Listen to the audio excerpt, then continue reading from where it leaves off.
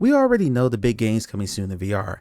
Batman Arkham Shadows, Behemoth, Alien Rogue Incursion, and Metro Awakening, just to name a few, have had plenty of coverage from the media. But there are tons of other games coming soon that don't get talked about quite as much.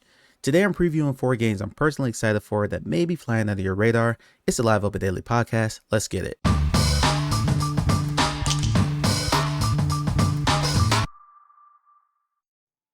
Welcome back to the Live Open Daily Podcast. I'm your host, Live Open Mike, coming to you 5 times a week with all the news that's fit to print in the VR world. I don't know about all of you, but I'm starting to get a little bit burned out on dystopian games. You know those games where you walk around this like barren, empty wasteland, and even though it may look pretty cool, like stuff like Into the Radius, you pretty much spend the entire game alone, you don't interact with anyone, and you're just running missions. Maybe there's a disembodied voice, but that's about it. I miss fantasy games. That's why I like Arcaxer Wrath 2 so much. I miss big, lush worlds that actually feel inhabited and lived in, and they play with a sense of scale in VR, because that just looks fantastic inside the headset. Enter this game, Arcaxer. This one comes to us from Vitruvius VR. Their previous games are Shadowlands VR and Merville's VR Adventure. Both of those were on PC VR and PlayStation VR 1. Arcaxer is a single-player sci-fi fantasy VR adventure set in the Biochasm, a terraformed fantasy world created by the Grand Arborist. In this game, you can engage in full physics-based combat using Arcanite-infused swords and guns, and freely explore the densely filled environments under siege by the Hyperion's neural corruption. Continuing on in the press release, in the game you are a biological alien creature, built with full locomotion and the ability to freely jump, crouch, climb, and swim. You can view your full body in first person and holster all weapons physically onto your character. Although you're not the only versatile creature in this world, enemies can dynamically jump at you, climb buildings, and switch between long-range gun combat and close-range sword combat in real time. You can physically push enemies, knock them down by sweeping out their feet, impale and pick them up, blast them out of midair, and dismember all mechanical joints. With unpredictable enemies and full movement freedom, Arcaxer provides an unparalleled combat experience in VR. Again, I'm reading from the press release, these are not my own words. Getting into a bit of the story, your journey begins in Celestial Custodian's Tower on the shores of the Biochasm, a terraformed realm created to harvest Arcanite energy. Its divine founder, the Grand Arborist, has ceased cultivation of your planet, and every transmission sent to him has been met with abject silence. Uncover the truth behind the disappearance of the Grand Arborist, forge alliance with the Nara alien race, and take up arms against the usurper Hyperion and his legion of corrupted soldiers. The Biochasm is an expansive environment filled with unique life forms, strange artifacts, and endless danger. Discover the secrets behind well-protected tombs of the mysterious Nara race, swim through abandoned waterways, scour underground facilities, and climb through the twisted roots of the Biochasm. A key feature of your hybrid alien body is the integration of pickaxes stored in your forearms. By naturally flicking your wrist upward, you can deploy pickaxes that can be used to climb organic substances and mine Arcanite shards for ammo in the world. Whether you choose to climb atop crumbling ruins or dive below water, nowhere is off limits. My favorite part of this whole release, epic VR boss fights. Every boss fight is specifically designed for VR, has numerous stages, and will require quickly timed actions and blocks to bring your opponent down.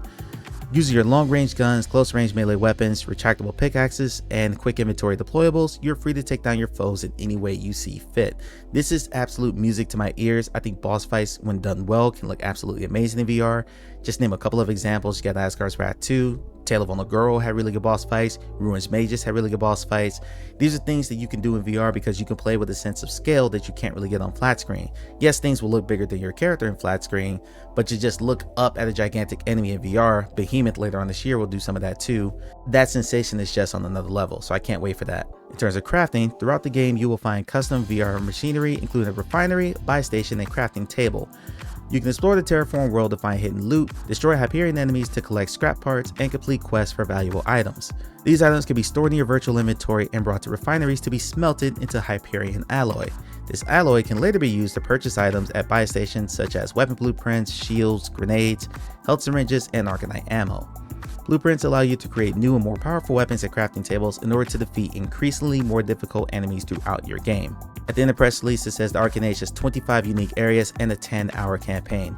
Arcaxer will release later on this year on PlayStation VR 2 and on Steam VR. Just yesterday, the developers posted a couple of graphics with updates on the PC VR and PSVR 2 builds. First item, this is a PC VR graphic. It's a 10 to 15 hour campaign. Arcaxer is shaping up to be a 10 to 15 hour campaign and take about 20 hours to complete all trophies and achievements. There is a beta going on for the PC build of that. You can join their Discord. I'll leave a link in the show notes if you want to get in on this. I have not joined this beta because this is one I actually want to play clean when it first comes out to full release. I've done a lot of betas and I find that when I play the full release later, some of the magic for it is kind of lost for me, so I'm trying to cut back on the number of betas I hop into.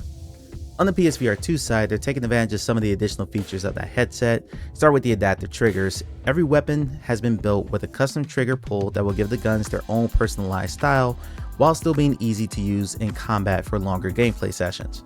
And this will be music to everyone's ears, foveated rendering. As mentioned before, Arcaxer will be using dynamic foveated rendering, which has almost doubled the game's resolution, along with increasing the highest achievable frame rate to 90 frames per second. Eye track weapons, the throwable Hyperion God Axe and all grenades in Arcaxer use the PSVR 2's eye tracking to specifically target enemies, and sniper scopes activate based on your blink, which allows for increased resolution at far distances. Last thing is on the frame rate. When launching Arcaxer, you will now have the option to choose between a native 90 frames per second or 60 frames per second reprojected up to 120. That's pending Sony's approval. They also said on this X post that they're in the final stages of testing for PC VR to be able to set a release date after that. After that, they will then submit for Sony approval to get it on PSVR 2, and again, a release date will be known after that approval process happens. Looking through all the footage and screenshots here, I'm reminded of a game called Stormland. That's an old Oculus Rift exclusive. I did another video about that a few days ago. And while that game does take place in the future where like humans have just disappeared altogether, the greenery, the lushness of the landscape, the scenery, it's just an absolutely gorgeous game to look at. It also plays a lot into like scrapping for resources. Like in that game, for instance, you actually don't get new ammo. You actually just break the gun, and that breaks down into resources that you can now craft new weapons with. I'm really looking forward to this one because while I wasn't the biggest fan of Marvel's VR Adventure, but that game was a platformer, so it's nothing akin to this.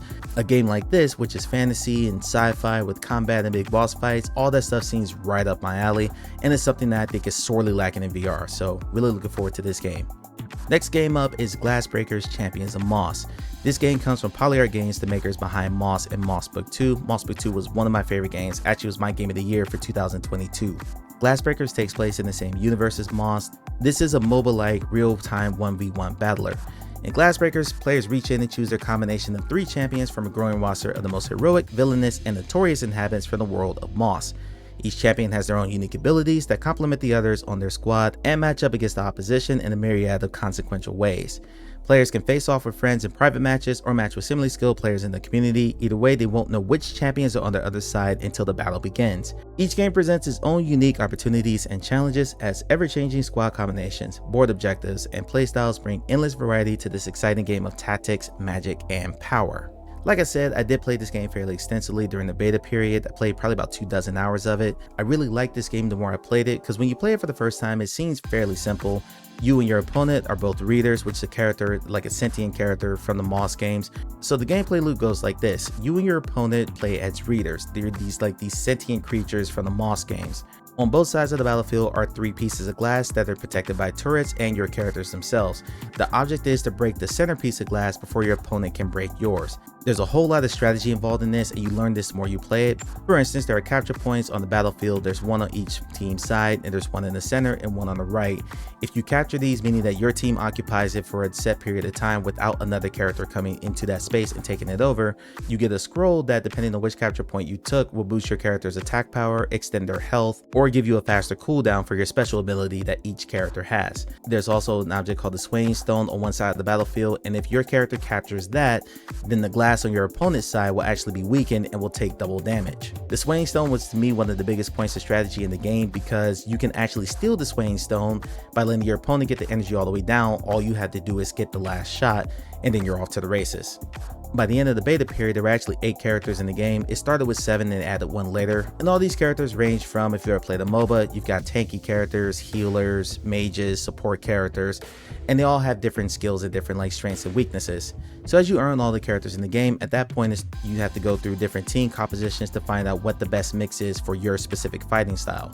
As an example, there's a character named Reese who was basically a healer. I actually couldn't stand Reese because Reese was very squishy and often went down very quickly, but that's when I learned about the positioning game and putting Reese in a position where Reese was not likely to get hit but could still heal my other characters to keep them fighting. Reese was not meant to actually be a fighter. Barton is a mage who has a special ability to throw a really powerful AoE, and that levels up the more damage you do. Every character in the game actually can level up over the course of a battle, and as you level them up, they'll get like stat buffs to like attack power, their health, and their specials will actually evolve from like stage 1 to stage 3, with stage 3 being the absolute best. During the beta period, they added a character named Mojo, and earlier when I talked about positioning, Mojo's special was actually a hook. It was called a hug in the game that will pull a character into whatever position directly in front of Mojo that you want. So if you're up against any of the ranged fighters like Barnard or Brel, for instance, you use Mojo to hook them into a position, and then your brawlers like Naji or Vendrix or Gwendolyn to just knock them out at close range. That's just a bit of the strategy involved in that. Some people would go directly for the Swain Stone, some people went straight for the capture points, some people focused on one piece of glass on one side, some would spread their parties out, some would send one over just to fire specials and come back. There were a bunch of different strategies that I saw over the course of the beta. There were a bunch of different strategies that I saw and learned over the course of the beta period. There were a bunch of different strategies that I observed and learned over the course of the beta period. This is not going to be a game for everyone though, because this isn't something that's super physically exerting. You're essentially watching and directing pieces on this battlefield. They're all the battling for you, so you're not actually having to do any attacks yourself other than triggering your character's special. This game is for people who play games like, let's say, Heroes of the Storm or maybe something like League of Legends, even though it's not quite as complicated as those types of games, but it's a game that has a strategy element that is sorely missing in virtual reality gaming, where a lot of these open world combat games have what I call wiggle physics, where you can just stick your arm straight out, wiggle your hand back and forth, and you can kill your enemy that way. You're not going to be able to come in here and just randomly move characters to different spots and just button mash your way through the success here. There's a ton of strategy involved in this, and you'll learn that the more you play, especially if you're playing against people who are better than you. They will have player balancing as they go along. They actually did one before the beta period ended to like raise and lower characters' attack powers or their movement speeds and things like that to try to keep the game as fair and balanced as possible, because we as players quickly learned that a couple of compositions were borderline unbeatable, so they had to nerf a few of those characters to make those a little bit easier and more fair to play. During the beta, Glassbreakers did have a full battle pass system where you could earn cosmetics like different skins for your characters or different like paint colors for your characters, and you would just apply whatever paint color you wanted. You could change the way your reader looked, the flags and pedestals that your character was standing on, and things like that. You also started the game with 3 characters, and you had to buy the other characters with the game's built-in in-game currency.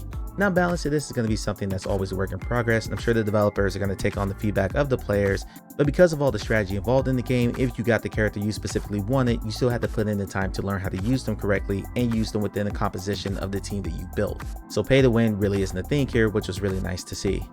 Next on the list is Final Fury. This is an upcoming arcade style fighting game reimagined for virtual reality. This game comes to us from Klug Interactive, the studio that brought you Synth Riders. You'd think a company behind one of the more popular rhythm games in VR would probably just double down on more Synth Riders, but no, they're branching out into a completely different genre. Final Fury takes you and your friends to a distant future where you'll embody powerful combatants, each with their own distinct movesets and personalities, and battle it out in fierce head-to-head matches. I do need to be careful on this one because I did participate in a closed beta, so there's a lot that I saw that I really can't talk about. Thankfully, their website is pretty robust and gives you a lot of information about the game. Now, this isn't a punchy game like Crazy Kung Fu or Path of the Warrior or Rumble or Thrill of the Fight or Creed Rise of Glory. Klug's actually trying to capture the sense of playing like stand-up arcade games back in the 90s, games like Mortal Kombat, Street Fighter. In this game, you pick between 1 of 6 fighters. There's actually 2 more listed on the website that's coming soon, although we don't know who they are. And the way you attack your opponent is through a combination of gesture-based movements and button presses, similar to like how you would unleash like a combo in Tekken, for instance.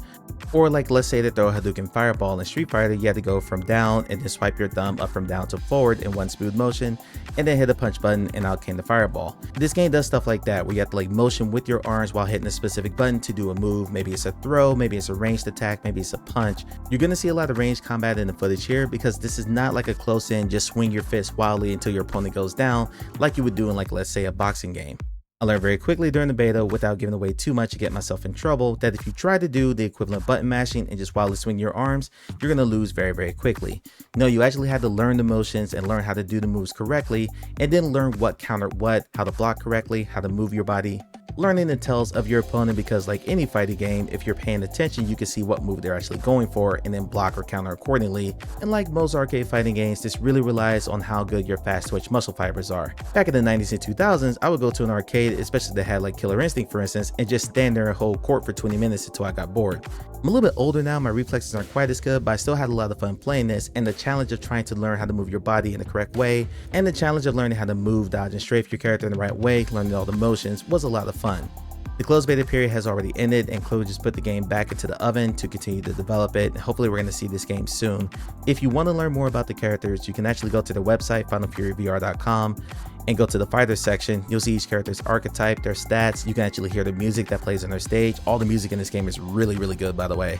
Hopefully you're picking up on the theme with the games I'm including on this list. These are games that are in genres that are sorely underrepresented in VR, and after playing a lot of the same types of games over and over again, I am badly craving something different. Moreover, I'm looking forward to playing games that harken a little bit back more to my childhood. I played a lot of fighting games growing up, I played a lot of fantasy games growing up, and I played a lot of RPGs growing up, like the final game on this list, Arcaxer 2. If you were to ask me what type of games are the least represented in the VR, I give you two examples. One, real-time strategy games, and two, fully turn-based fantasy JRPGs. Arcaxer was a bit of a unicorn when it first came out. A fully turn-based role-playing game with like character classes and proper progression and experience points and leveling and things like that, and not leveling in a way where you're going to earn like different cosmetics and things like on the traditional battle pass.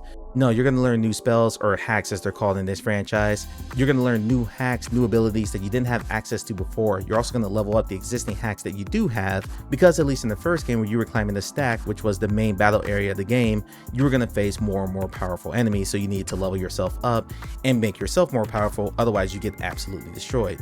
The turn-based combat in this game is really well done and adapted to VR, because when the enemy fires anything at you, you have to physically dodge out of the way. You're going to want a big play space to play this game. You have to physically dodge all your enemies' attacks, and depending on how many were on screen at any given point, or if you're fighting a boss character, that got really hectic and really physical. You also had to manage your health, because if you just did melee combat the whole time, for instance, you actually lose HP every time you did a melee attack. I think the developers put that mechanic in there to force you into using the hacks at times instead of just treating it like a standard melee combat game, because at that point you're playing something like a turn-based version of Blade and Sorcery or Battle Talent as opposed to like a full-fledged RPG. Arcaxer 1 is on Quest and Steam VR right now, and you can usually catch it on sale because it goes on sale fairly often. I should point out here that the first Arcaxer game takes place in a simulated world. You came in as a character who was one of the only non-toxin, so basically non-enemy characters that was able to actually use hacks or the magic in the game. Because of that, you were the one who was tasked by another character to climb to the very top of the stack and find out who was behind all of this carnage that was happening. In Arcaxer 2, you take control of an avatar that travels the world of dying MMORPGs in an effort to save them from an unknown who's doing everything they can to take them all offline forever. Arcaxer 2 uses a one-of-a-kind turn-based combat system hybrid where you aim attacks and dodge enemy bullets in a delicate back and forth dance for victory. Take control of a party of heroes and swap between them during battle to turn the tides on your enemies. The game is currently in alpha right now on SideQuest. You have to sideload it because it's not on App Lab, so you can't directly download it off the store. You will have to download the game file, plug your quest into your PC, and load the game in that way. Not gonna lie, this is a very, I cannot stress, very early alpha build, and frankly it plays that way. The graphics are pretty basic even compared to the first game, but the combat systems and the game's sense of humor is all there. This alpha version takes you all the way up to the very first boss of the game, where you kind of get a bit of the story that I just described, but it doesn't take you too far into it. The first Arcaxer game takes about 20 hours to complete the entire game, and a lot more if you're trying to 100% it and get all the abilities, all the hacks, all the weapons. At that point you're looking at like a 50-ish hour game. Once again, this is a genre that's really badly underrepresented in VR. I grew up playing turn-based RPGs like the original Final Fantasy games, like Dragon Warrior, or now what is called Dragon Quest. Chrono Trigger on Super Nintendo is one of my favorite games ever made, and when I got into VR, I started looking for games like sci-fi fantasy games like Arcane Age, like turn-based combat games like this. In terms of turn-based, you really had this, and you had Demeo. Demeo, while one of my favorite VR games, really does feel like you're playing a tabletop game traditionally because you don't ever go in the first person and embody the character itself. You're just moving pieces around the board. It's still a fun game, I have hundreds of hours in it, but it did really scratch that itch for playing a full-blown RPG. There's not a lot of footage available for Arcaxer 2, a lot of what you're seeing right now is actually from the first game. There is a YouTuber, True Gamers For Real, who did a gameplay video of Arcaxer 2. I'm going to show a little bit of that video now, but I just want to leave a link to his full video there because I want him to get the credit for what he shot. So if you're into turn-based combat, go pick up Arcaxer 1. Like I said, it's on sale quite often on Quest and on Steam. And get ready for Arcaxer 2. I can't wait to play this one. That's a wrap for this episode. You get the Live Open Daily podcast on Apple Podcasts, Spotify, YouTube, and iHeart. Also check out my other podcast, the XR Remix Podcast, and check me out on Twitch. I stream VR there several days a week, twitch.tv/liveopenmic. Thanks, and I'll talk to you tomorrow.